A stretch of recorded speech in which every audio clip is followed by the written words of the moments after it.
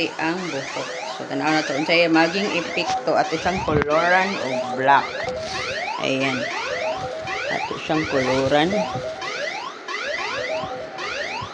May mo na siyang black letter. So, let's see sa iyang result. So, ayan, no. Tapos na siya mahumay. Ayan, si Flora. Anaw ma. Ayan, si Flora. At yung Katul daw. Katul daw kaayo. Yung anak kong mother, katul. Di mga tol, magod na. Ang sama na, toy, suod mang katoy. Ayan. Dito lang kami nagkutay sa bahay. Yan natin pang reels. Siyaro, dito magwapa ni itom ganang timo panit ganyan, itom da yun.